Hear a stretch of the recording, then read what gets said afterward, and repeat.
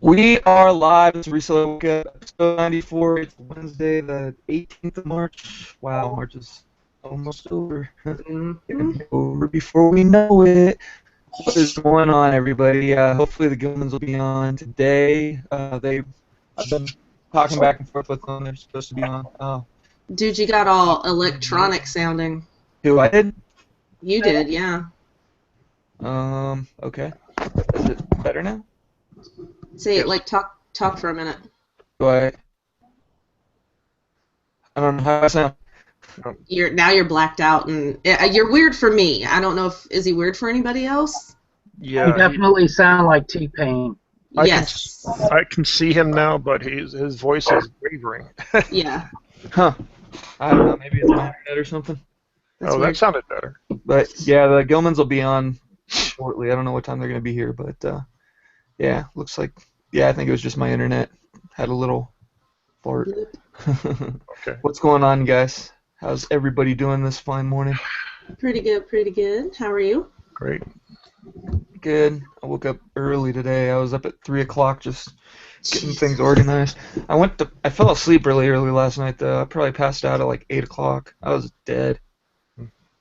But My daughter's alive. your daughter's alive? Alive? What's that mean?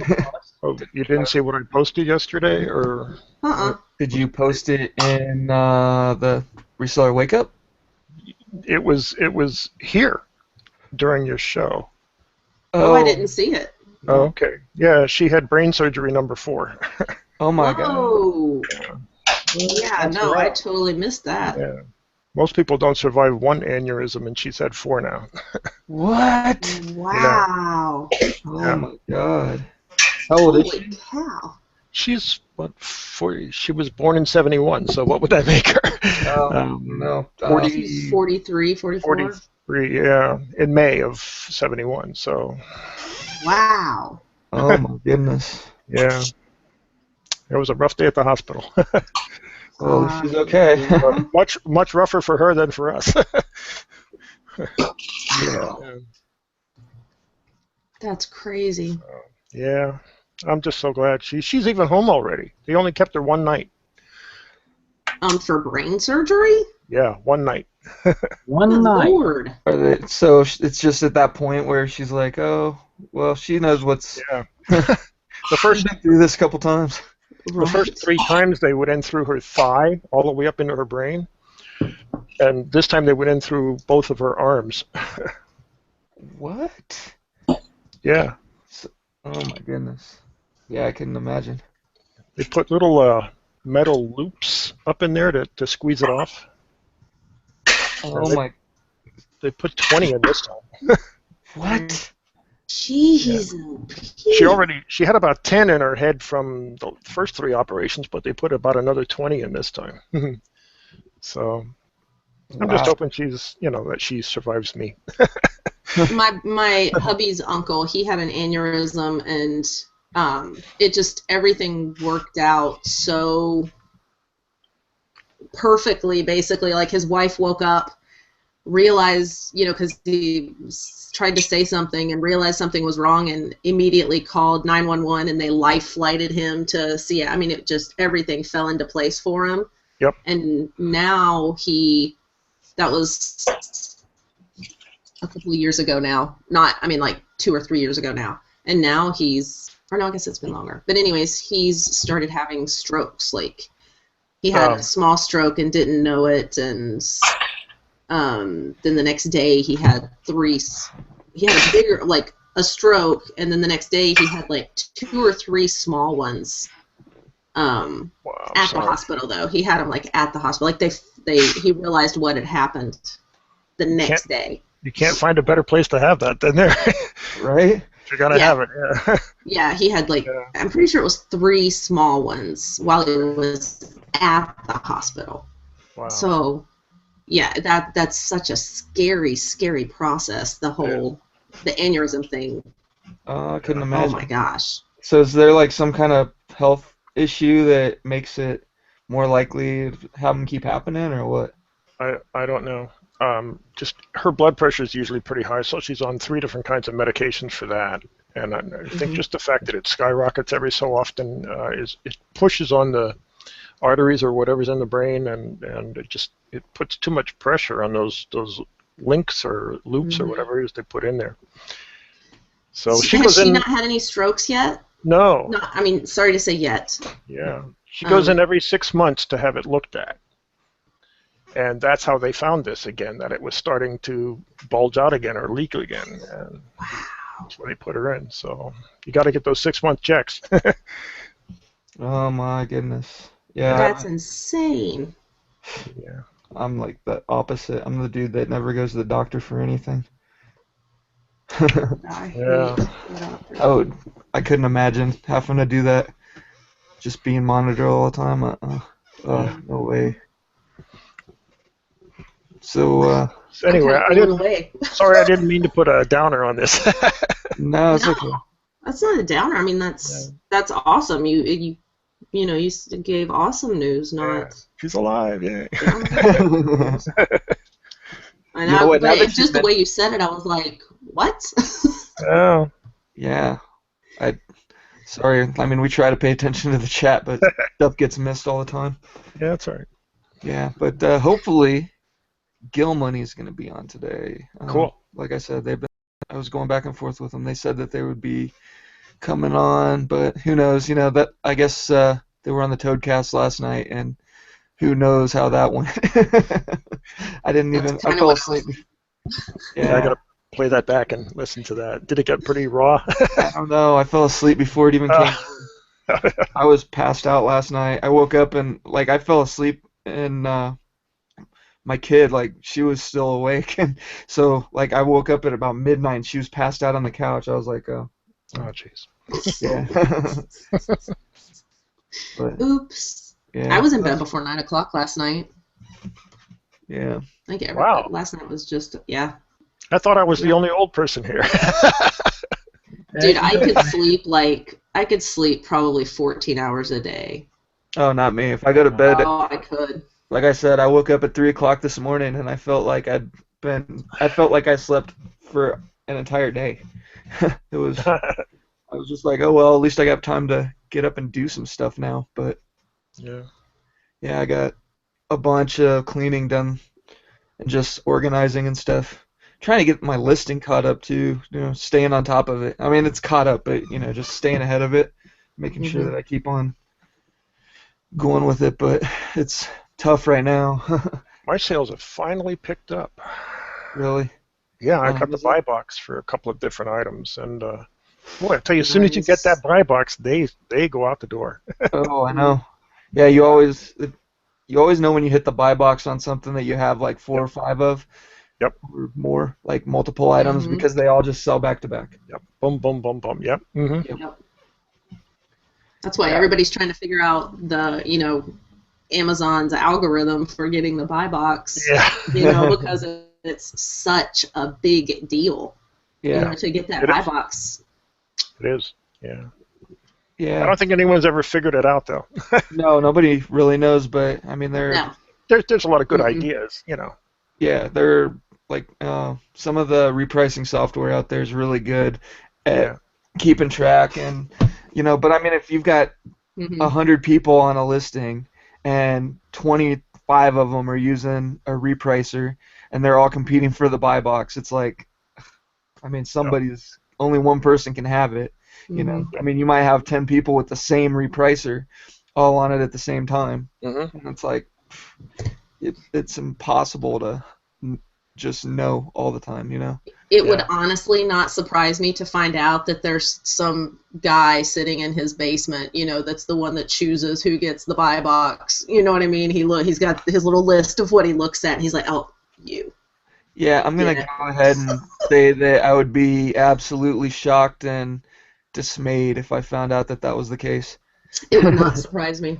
All. It would shock me to the point where it shocks me that nobody's been able to figure it out yet. That doesn't.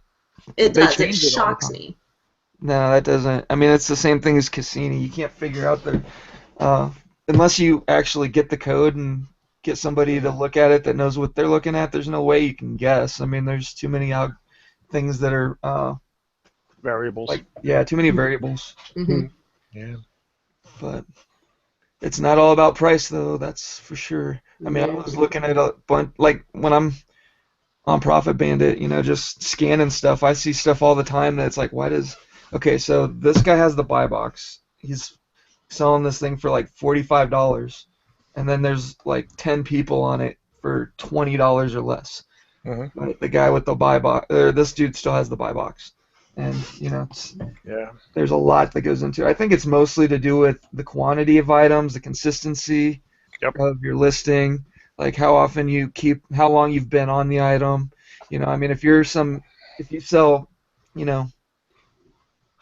Xbox 360 controllers, and there's 100 people on that listing, but you always have like 50 of them in stock, and you're constantly resupplying, and you've always got a competitive price, not necessarily the best price, but like where Amazon thinks it should be, then that's probably a lot of the steps towards getting the buy box and keeping it.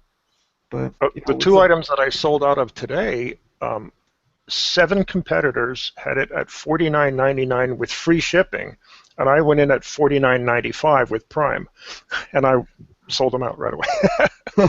So I was 4 cents lower than them. I end all of my prices in a 5, either like $34.95 or $49.95.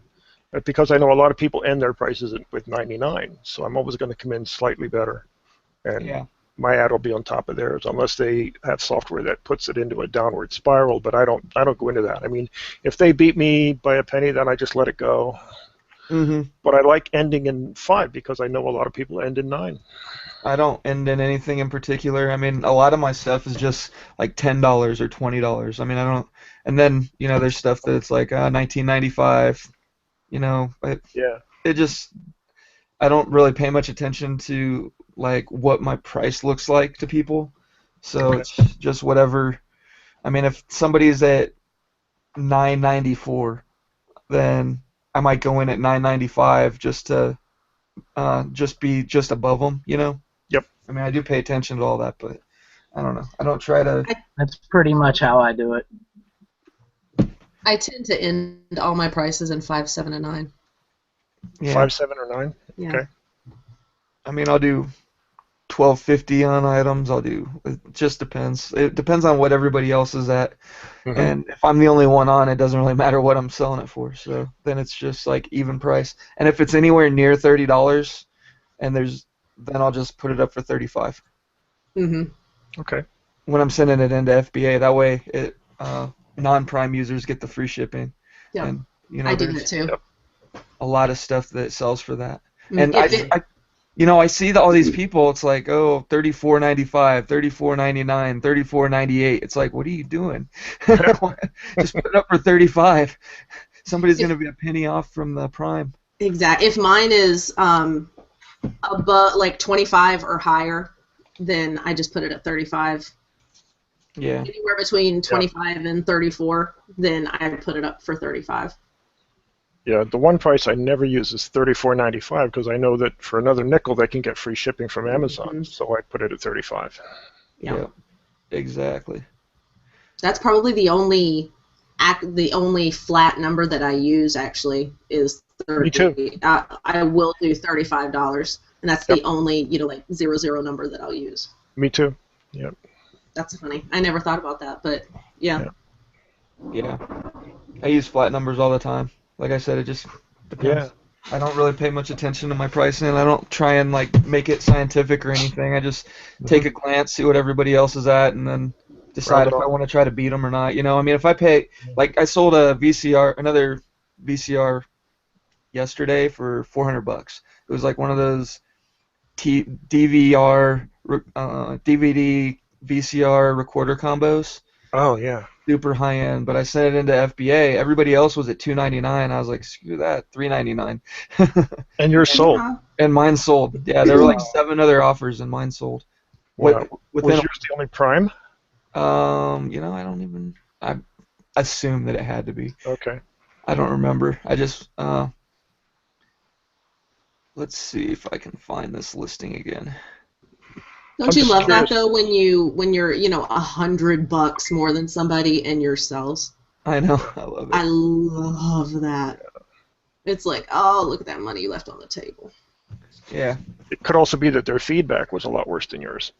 Yeah, I'm back up to 5 stars, 100% feedback. Nice. Yeah, That's what mine's at. I still have that too. Yeah, but I don't have too many. As buyers on Amazon, well, Paul, I know you don't buy much on Amazon, but as buyers, do you look at the feedback? Like, I won't buy from anybody that doesn't have 99% feedback or higher. Like, I will not buy it. I'll pay more to get it from somebody, the next person. Me too. If it's not that much more, if it's like, especially if it's within $5, Yeah. I'll definitely move up a star. So to speak. Yeah. Yeah, it's on Amazon. It's huge. You know, on eBay, I'll look at the feedback and see, you know, what the issue was. Amazon, I'm not even going to look and see what people's problem was. I'm just going to go to the, you know, the next dollar amount that has a 99 to 100%. Yep. Yeah, so I'm looking here. There are, let's see, 7 people selling this particular VCO, this combo for, there's one $300 or $299.99 free shipping, then another one $299.90, and then so there's 4 merchant fulfilled offers for under 400, for less than mine was, and then What were their feedbacks? Their stars. let's see, the one at $299.99 has 100% positive. Whoa. Wow. And then the next one on FBA is $499, $599, $599.90. There's only 3 FBA offers. The one that's free ship, the first one that's $299.99 and free shipping is merchant fulfilled. They just started using that free shipping that Amazon's letting people offer now. Mm-hmm. I don't know how many people are doing that. Have you guys looked into it at all? I very rarely do merchant fulfilled. Like I have not seen a lot of people doing it. You know, when I first started, I was taking Dave's advice and merchant fulfilling like my VCRs and my big electronics, just because, like he said, I mean, you basically have to prep it for shipping anyway. But now I send everything in, so I've still got like maybe 2 or 3 big items that I should probably switch over to FBA that I haven't gotten around to doing yet. And every once in a while, like maybe once a month, one of those will sell. Yeah. But I mean, it's just the merchant fulfilled ones. You mean? Yeah. Okay.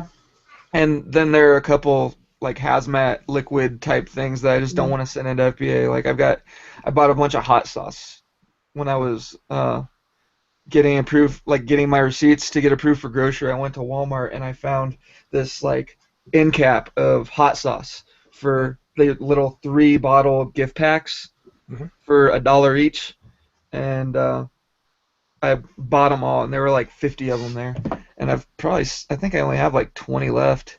But every once in a while, you know, usually when people buy them, they buy 4 or 5 of them at a time, or at least 2 or 3 of them. I had one guy buy 8 of them, you know, and so it's been working out pretty good. But I'm getting like $10 a piece for them. So that's not bad. But it's all merchant fulfilled. I just didn't want to send it in because I didn't want to send in 5 or 50 of something that is going to end up being long-term storage eventually. You know what I mean? Like because the ranking is just so low, or like it's 200,000 or 300,000 or something like that. And when I did the math, I just didn't think that they would sell fast enough to be worth sending into FBA. Plus, they're kind of big, so the storage fees are probably expensive. How long, like, have you had them long enough that they would have hit the storage? I think I've had them listed since November. Okay. So they would hit in August. In August, yeah. So maybe I will sell out before then, and maybe I should have sent them into FBA. But I'll tell you, I'm not going to ship a whole lot in between about December 15th and February 15th. Those 2 months, yeah. I'm only going to send maybe half of my stuff that I buy. And I'm just going to stick to the really high, high-ranking stuff that I know will sell out really fast. Yep. Yeah, that definitely.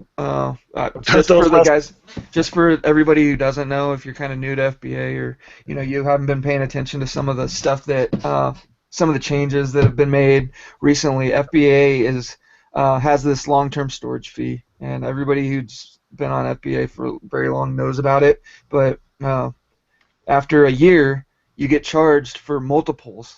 Like you get an extra storage fee tacked on to anything that you have multiples of. So, if you've got like 20 of one book, and it's all like 20 on one listing, and then at the end of the year, you get some ridiculous fee. What is it, like $20 a square foot or something, isn't it? It's really high. It's really high.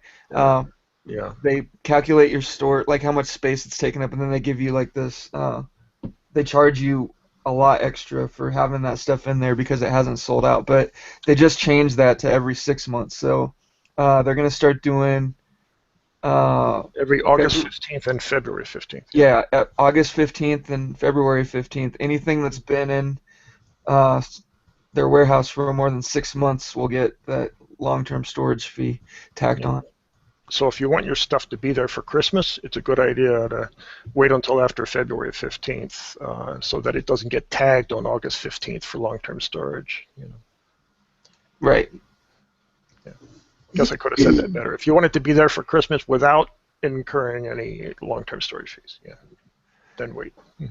Yep.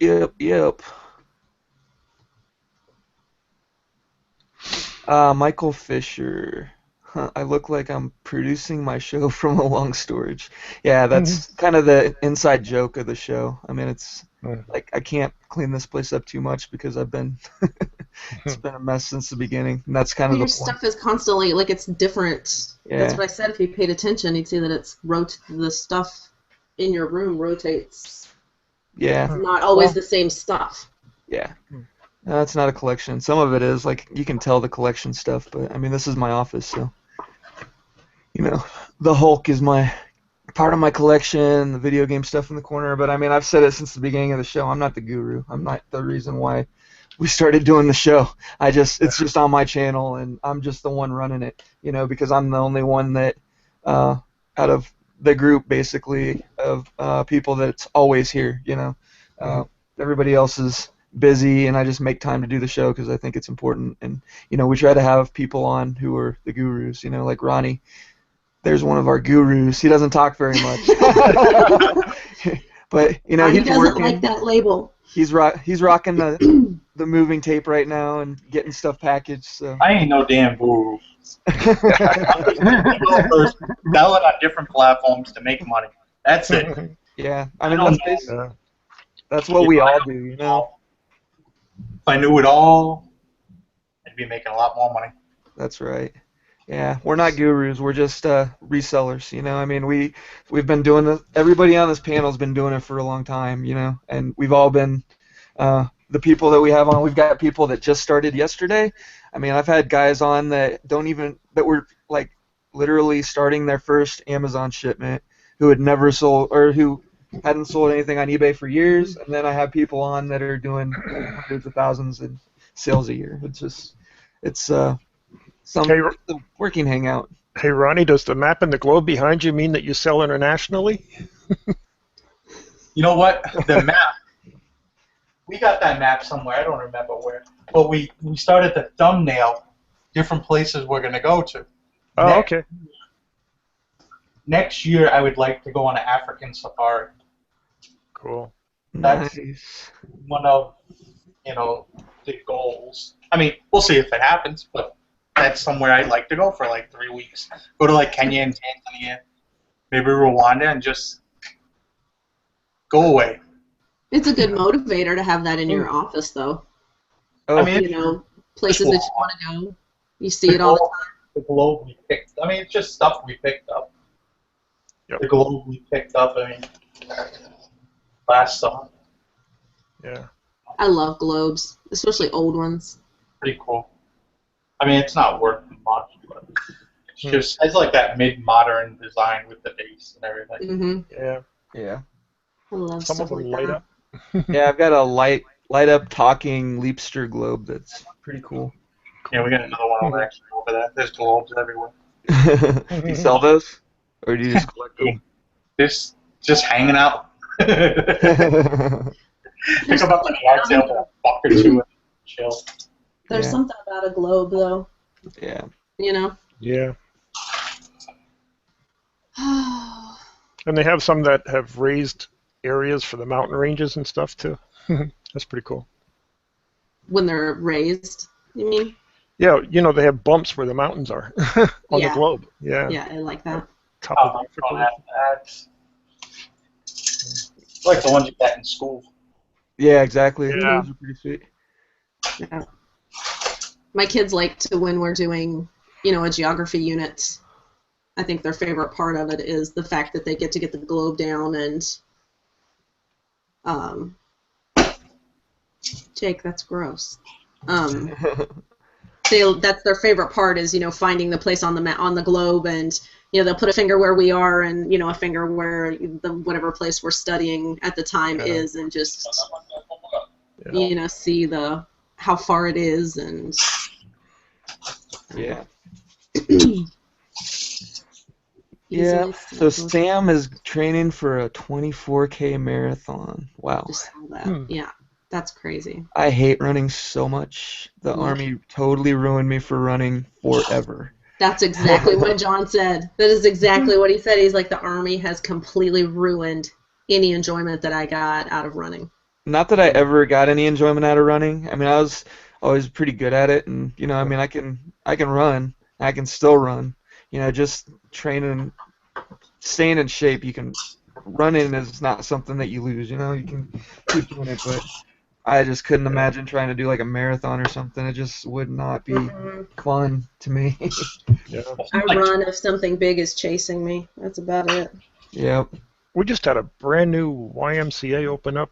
I guess it's YMYWCA, about a mile from my house. They have 5 swimming pools. Swimming is something I could do daily. Yeah. I love to swim. Just swim laps. Yeah. Yeah. I There's just like something getting in the super water. zen. Yeah.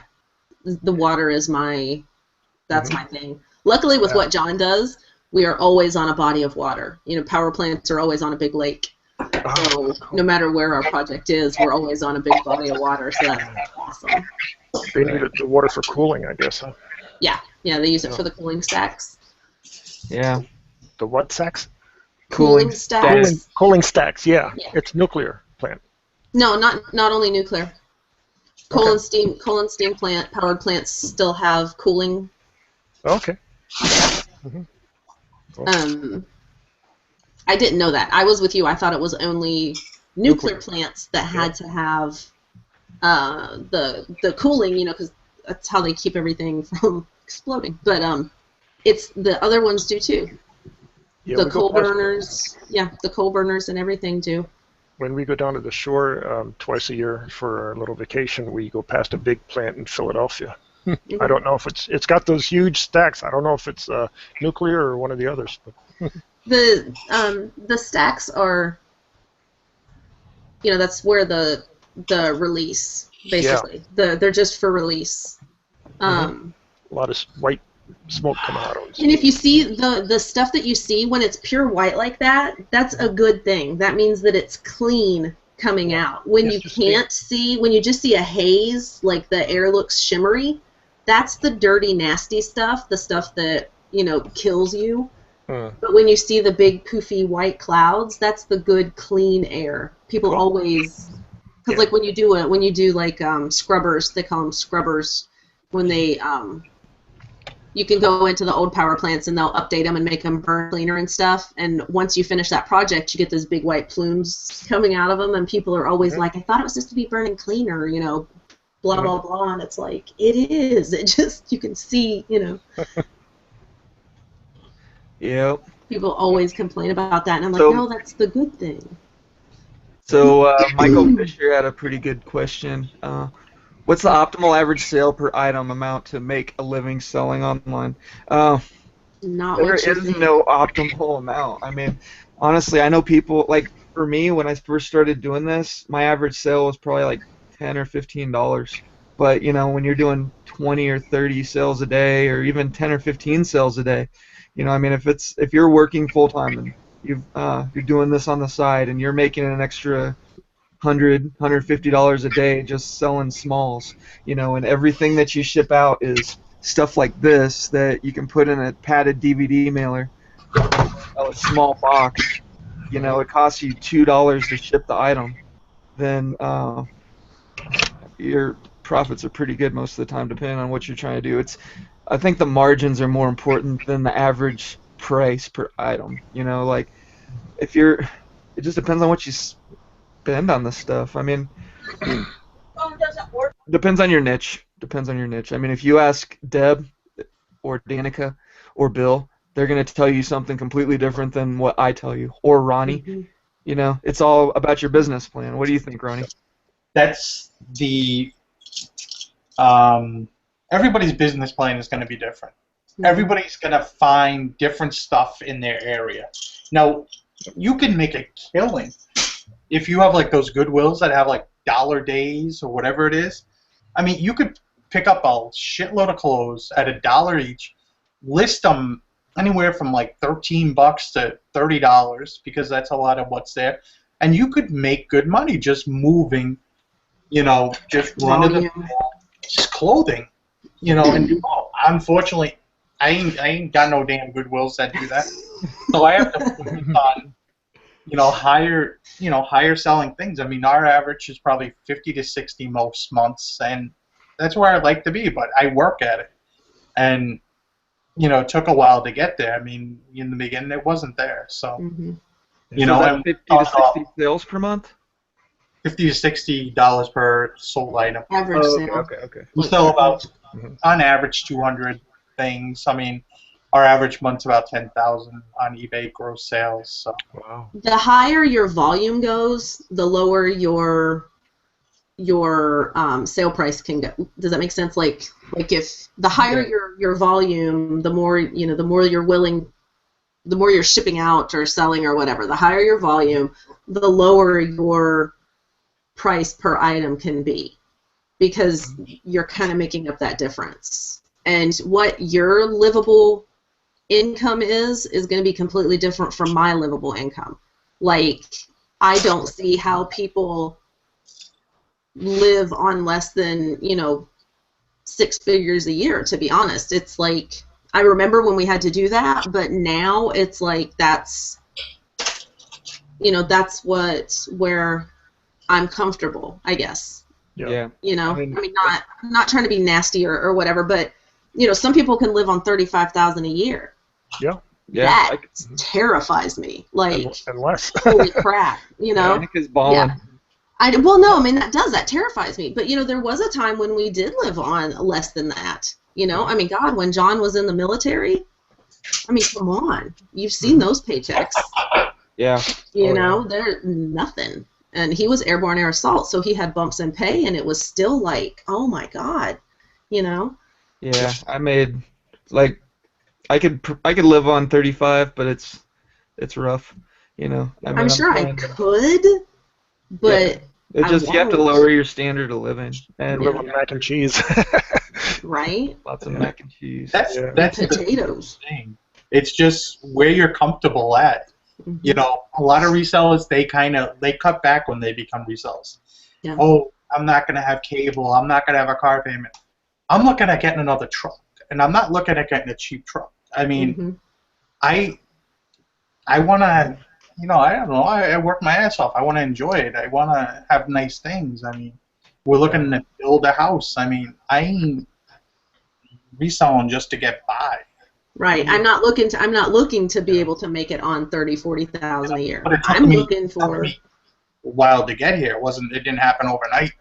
Yeah. Not like you hit a switch and hey, I'm gonna make 10 grand on eBay and I'm gonna, freaking start focusing on Amazon and this and that. You have to build it up. You have to really work at it, and not everybody is cut out for it. Not everybody is cut out working for themselves. They need that check coming in every month. They don't know how to budget for things and so on and so forth. Well, they need the supervision. Like, they aren't capable of managing their own time. They need somebody to tell them what to do and when to do it and how to do it. If you're a self-starter and you can get yourself, if you're disciplined and you're not one of those, I mean, like, it's really easy when you're home all day or like when you're just starting out. One of the reasons why eBay and Amazon businesses are so uh, like people look at them and they go, "That's I could do that. I want to do that," is because you can do it from home. It's a really easy job to do from home if you've got the space. But even with FBA now, you don't even need space really. I mean, you can just if you do retail arbitrage, which I mean, I was watching a Glenn and Cameron video today, and that he made a really good point. And I've noticed this too. If you're just getting into reselling and you want to get on FBA, most of the people that are making money on FBA have jobs.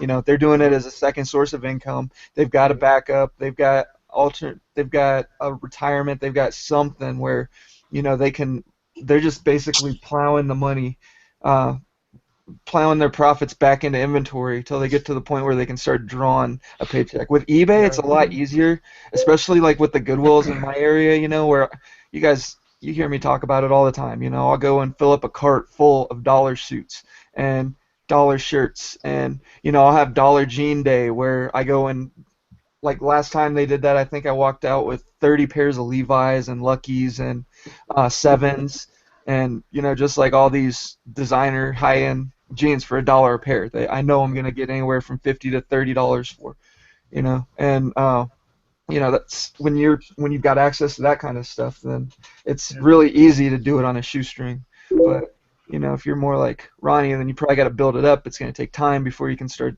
getting there. But the other question that Michael asked was, what's the sell-through like? What kind of sell-through do you need, and how many listings do you need? I maintain 500 listings, 500 on a slow month. Like right now, I think I'm at 450. You know, I try to keep it around 500, but when you're selling a lot, it's hard to keep up with listings. It's a good problem to have. So I don't pay too much attention to the number of listings that I have. I pay attention to sales per day, you know, and like average sale. Like my average sale on eBay, I do like 10 sales a day on average, I guess. And my average price per item is up to like, I don't know, $16 or $18. And then on Amazon, you know, I'm selling on average like 2 or 3 sales a day, which my average on there is like $35. So I mean, between the two, if you're doing $300 to $500 every day in sales, then you do the math. You know, I mean, can you live on that? I mean, if with my business. Well, that's what he said. He needs like 300 a day or something like that. So he kind of answered his own question. You know. Yeah, I mean, basically, with I almost don't even have to factor in the cost of goods because I get everything so cheap, you know. I mean, like that $400 VCR that I sold yesterday, I paid $10 for. You know, that is it's that's, you know, I mean, if I pay $1 don't gloss over that, dude. You paid $10 for something you sold for $400. Is that at a Goodwill? Yeah, I was at a Goodwill. Yeah. Wow. That deserves a little attention there. Wow. Well, I mean, I don't think I glossed over it.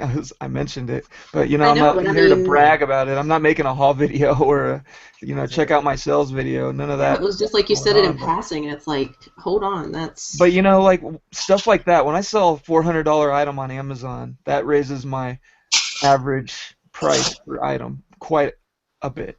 You know, I mean, for me, the only thing that I sell for more than a tiny fraction of what I try to sell something for are video games. You know, I'll go out and buy the newest Call of Duty and pay $40 for it the day that it gets released, or the week after, you know, if there's some stupid, ridiculous sale or whatever, because I know I can take it and flip it on eBay for basically retail, you know, like maybe, you know, within the first month of it being released, you're getting $55 for a used copy. And if you can get on Facebook and find somebody that's like, I hate this game, and you give them $30 for it, then, I mean, I do that quite a bit. And that's really the only place where I have to pay attention to how much I'm selling my stuff for is with my video games.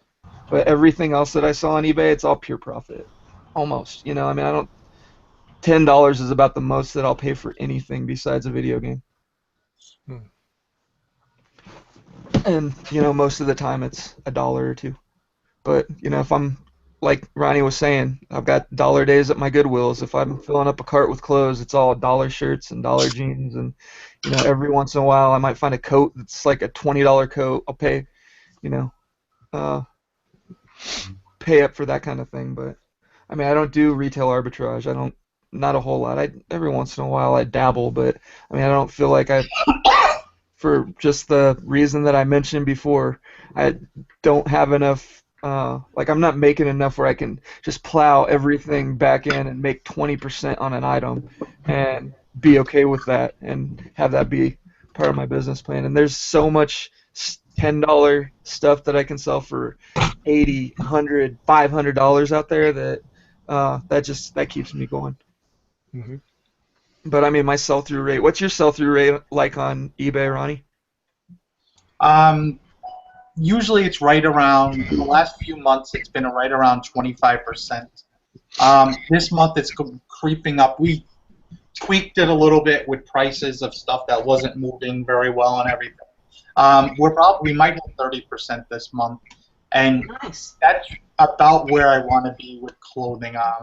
If it gets a little better, it does. I mean, part of it has to do with you learn more too. Is the more you do this, you start learning like, hey, I'm going to stay away from this. I'm going to stay away from that. Oh, that sells pretty quick, and it's just keeping at it and remembering, don't buy this brand because we have 9 other shirts and we sell 1 a month. it's not, So I mean, it's right around. It might probably be right around 30% this month. I think we're on pace to do like 240 sales. Figure we run about 800 things in our store, so that's probably right around 30%, I would say. Mm-hmm. Yeah, that'll actually tell you exactly what your sell-through rate is for the last 3 months. Every report card day, they give you a new report for the last 30 days if you go to your dashboard. But I think my sell-through rate has dropped a lot on eBay. And on Amazon, it's probably around 50%, 40 to 50%. And then on eBay, it's running around 20. But I used to have like a 40% sell-through rate when I was doing strictly video games. And DVDs and Blu-rays. But I mean, I was buying new release Blu-rays. I was hustling a lot more back then. I mean, I was out there dealing with Craigslist and Facebook and used DVD stores, and my margins were a lot lower. I'd go out and spend $10 or $15 on a new release Blu-ray combo, and then I'd sell the Blu-ray separate from the DVD, and then I'd sell the code and make like $30. Like sell everything for about 25 to 30 bucks total. But I mean, I had a pretty high sell-through rate at the time, so I could do that. Now, with one of the reasons why I don't like spending a lot of money on individual items is because I've been branching out a lot within the last 6 to 8 months, just trying lots of different stuff. I mean, I've tried the breaking up appliances thing. I've tried the high-end electronics thing. I've tried clothing. I just got a new stand for my mannequin in the other day, so I'm finally gonna get around to listing some of the suits that I've been wanting to do. I tried listing some without a mannequin, and the pictures just turned out horrible. And I was like, nope, I'm not gonna do this. I'm not gonna do it that way. But the few that I managed to get set up right with my mannequin, when I was trying to basically rig something up to keep my mannequin standing up, the pictures looked great, and all that stuff sold. I mean, that mannequin paid for itself with just the first couple of sales. And for me, it's worth the extra time. But I mean, you see it. I could take pictures of. I could just do the whole hanger, the coat on a hanger on a door thing. But I mean, if it's a coat that I could get $50 for if I do it that way, but I could get $100 for just by putting it on a mannequin and taking a picture that way, then I'd go through the extra effort to do it. But what is up, Caesar? Caesar's He said he Palace. divorces you. What did I do? I don't know. He said he still loves me. I assume it's because I said I don't do eBay.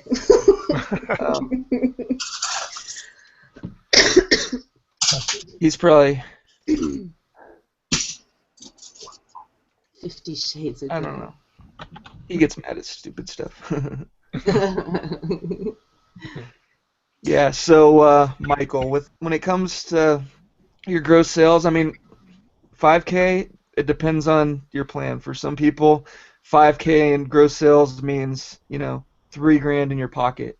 And, but if you, like I was doing about 8 to 10 on eBay before I moved to Amazon, and most of the stuff that I was selling on Amazon or on eBay, like most of my niche, the stuff that I was really doing well with on eBay, like video game consoles and controllers and video games and stuff like that, I started sending to Amazon. So my gross on Amazon or on eBay is cut in half, but I've just made up for it on Amazon. So now it's, I don't know, I feel like it's a lot less work to sell on Amazon. Like the upfront work is a lot more. It's like if you're setting up 100 item shipment, then that's 100 items that basically you're shipping them all at once to Amazon, and it's kind of like doing all the sales in one day almost, I guess. And a lot fewer boxes than 100. Yeah. Yeah. But then once it's done, then you're just watching your inventory. So. But gross sales doesn't mean a lot. That's what Brian, I think, was telling him. The gross isn't isn't what you need to be focusing on. It's your net. It's what you're, because you can have $5,000 gross sales, but if your cost is $4,000, you're not doing very good. That's why we need those spreadsheets, Danica. Yeah, right? Yeah. Yeah, I mean, some of these guys that you see posting up huge numbers, it's like, ooh, I did $200,000 this month. What's your gross? I mean, I'm not saying that they're not making any money. They're probably making a ton of money. But, some of them that are doing that, like if some of these college kids, it's like, yeah, I did $20,000 in December. Okay. On FBA, really? Well, what's your gross? And, maybe they don't even know how much they're actually making because they don't run their numbers. But, yeah, but Adam's trying to keep his mouth shut over there.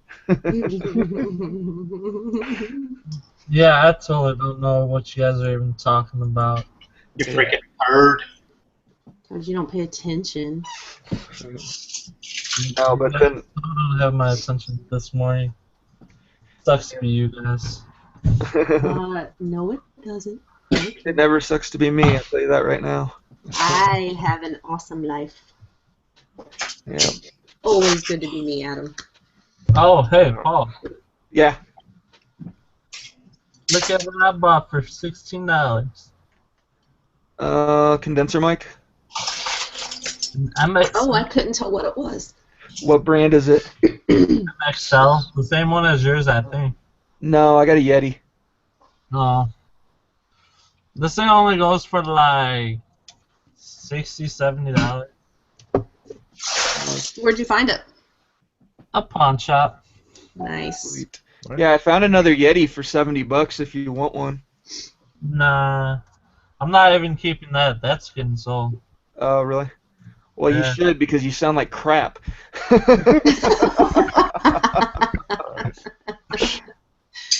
my HD camera for you.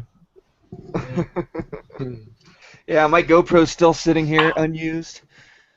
So is mine. I might end up selling it after all because I don't know. That was one of my favorite things I bought that day. Besides $5 cameras, $5 camera lenses. Nice. Yeah, I'm telling you, man, people overlook pawn shops. They don't talk about them very much, but that's where I get a ton of stuff. But I'm gonna hit up a bunch of them tomorrow.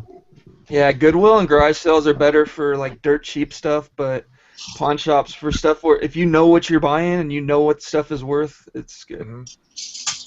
I mean. One of the stores around here for the pawn shops, they have name your price bin, and that's basically what all this crap was in, right?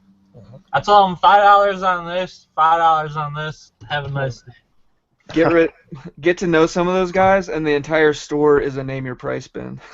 Like once you know how to look at the tags and you know how to read like how long something's been out, and you get an idea of what they Oh, paid. you mean that tag and how it says that it's been there since... Can't read it. Can't read it. What the hell is with my dang camera? It's not focusing. Yeah, you can't focus. It's not Hey. macro. January, February, March 26, 2014. How that says that? Yeah. So when something's been sitting there for a year, most of excuse me, most pawn shops have the date that the item's put out on the tag, and some of them it's in a code that's hard to read, like if you don't know what you're looking at, and some of them it just has the date. But I mean, it's so that the employees, when they're negotiating, know right off the top of their head. They don't have to look stuff up all the time to kind of get an idea. But once you learn all that and how to read all that stuff, then I mean, it's really it's like a name your price bin, the entire store. I mean, I used to buy a lot of bikes and stuff. I mean, I bought this one bike. I remember it was like a $3,000 Trek Liquid. I paid $150 for it because it like had a bent rim and some other issues, and they had already had it down pretty cheap, but it had been sitting there for a year.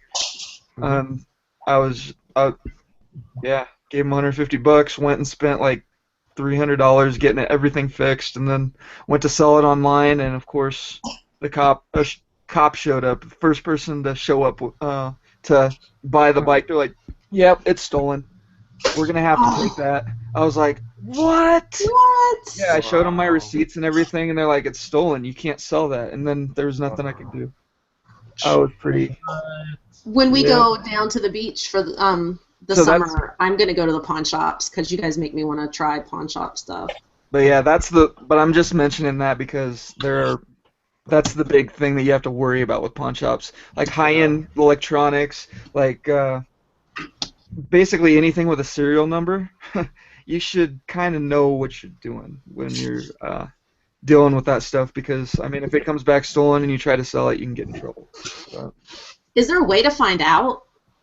you could Like if probably it's- call the police station and double check them. Pawn shops are actually supposed to report all serial numbers to the local police when it comes out or comes in, and at least the ones around here, they can't sell anything for 30 days. When you sell them something, it goes into a back room in storage for a month before they can even put it out for sale.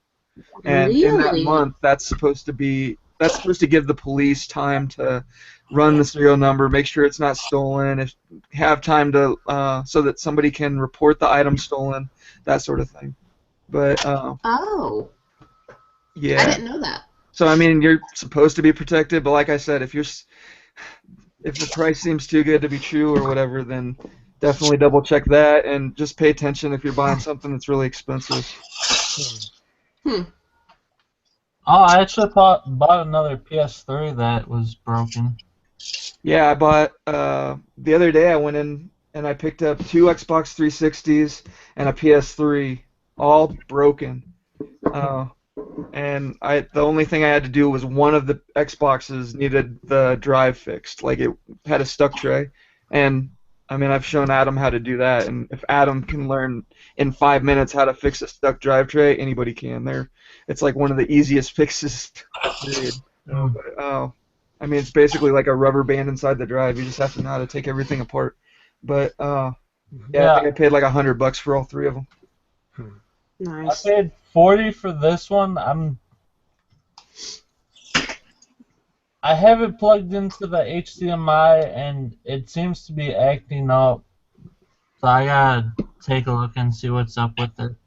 Okay, so if the HDMI is having issues and the AV isn't, then there's a pretty good chance that the HDMI, like maybe one of the leads like that are soldered onto the board might be loose or something, or else the pin inside might be damaged. Like if you look into the connection, Yeah. or either that or it's just the graphics chip going out. Yeah, I was gonna take a look at it like sometime next week probably. Yeah. I mean, $40 for a complete system, HDMI cord, and controller. Yeah, I get $20 to $30 for the bricks. I've got a guy locally that gives me $20 cash for controllers, like as many as I can bring him. And then the system itself, if I can get it fixed, I get like 60 to 80, depending on the model. Sometimes a little more if it's like a special edition or something. But yeah, Do it you might always just sell those locally to that guy? controllers. Yeah. Yeah, I mean I can only get like $25 for them on eBay or Oh, okay. Amazon, and if he's gonna give me 20, Yeah. then that's minus the fees and everything, and I don't have to wait for him to sell. It just makes a lot more sense. Oh, yeah. I didn't know what they went for online. Yeah, the Xbox One and the PS4 controllers are a lot more expensive, Yeah. but the 360 and PS3 controllers are still really desirable. Like I find them every once in a while at thrift stores, but pawn shops are where I pick them up most of the time.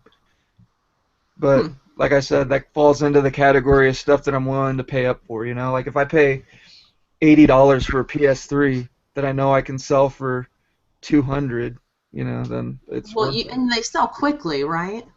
Usually, it depends on if I'm trying to get as much as I possibly can for it or not. Right. And the biggest issue that I have with video game systems, especially like the consoles, is they got a really high rate of people committing to buy and then not paying, Mm. especially on eBay. It's kind of frustrating, but it is what it is. Paul, Yeah. is the Xbox One a replacement for the Xbox 360, or is it just something that's side by side with it? No, it's the new one. It's All right, like so- the next generation console. Same Okay. with the PlayStation 4. So, Yeah. Paul, since Yeah. you bought your Xbox One, how much reselling have you actually done? I've spent about 4 hours playing it since Saturday. So Their Neverwinter is coming to the One. I'm excited for that, just to see how it translates, from PC to the One.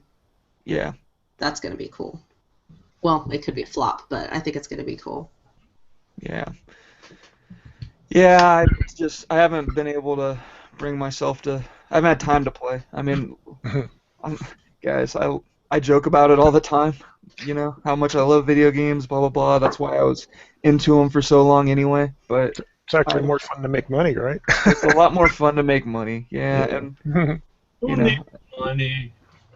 When I start gaming, like when I get back to gaming, not saying serious in gaming just is silly, but you know what I mean. Like when I get too heavy into gaming, it's like everything else suffers because of it. Because I guess I have an addictive personality. I don't know. I'm the same. I'd rather be addicted to my Amazon business than.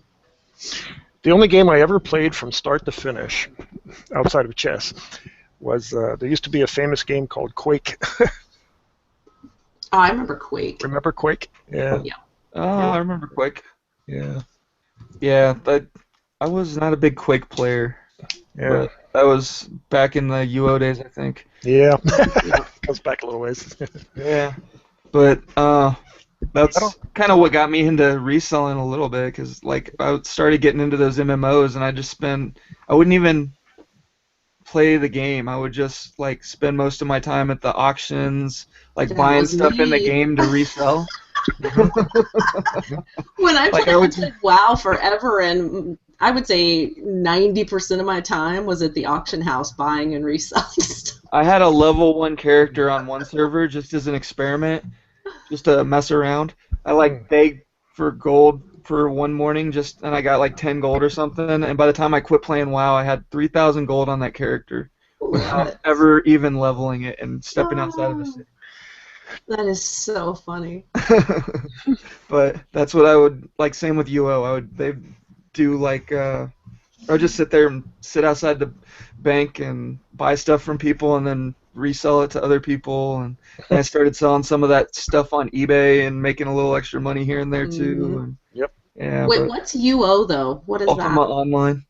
Oh, okay. It's like the very first MMO. Yeah, I gotcha. What was it? Ultima Ultima. Online. Ultima Online. Okay. Yeah, that one. It's still around actually. People still play it. Yep, But that's still there.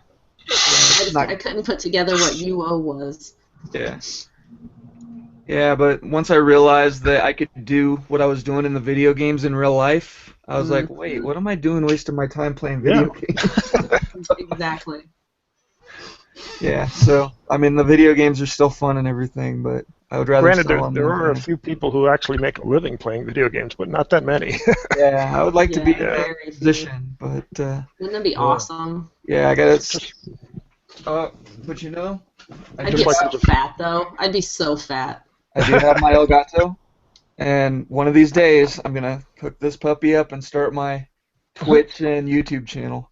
Nice. But Huh. Ronin Plays, I think that's what I'm gonna call it.